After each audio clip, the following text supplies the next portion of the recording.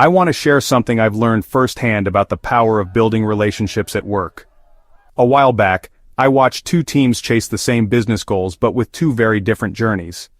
Team A was led by a manager who truly believed in relationships. He knew every team member by name, he never missed a birthday, he showed up to weddings, and after a tough day, he'd check in to see how people were doing not just as workers, but as human beings. This manager didn't work in a silo either.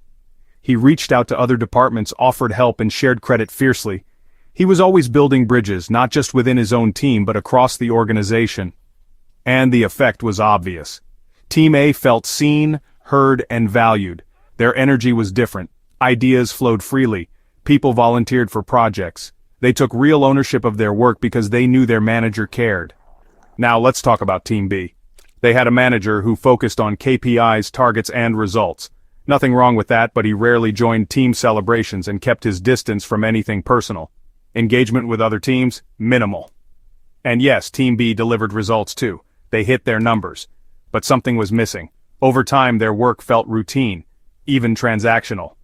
There was less creativity, less spark, and not much involvement beyond the bare minimum.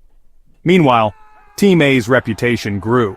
People talked about their positivity, their culture, and how often they volunteered for company-wide projects.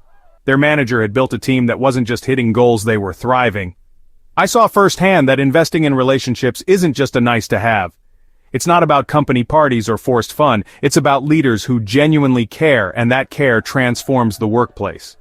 Because in the end, when people feel connected, they don't just work, they thrive. They bring energy, creativity, and commitment you can't measure on a spreadsheet. And that, in my experience, is how real success happens. So if you're managing a team, I encourage you build those relationships. It's the most powerful investment you can make.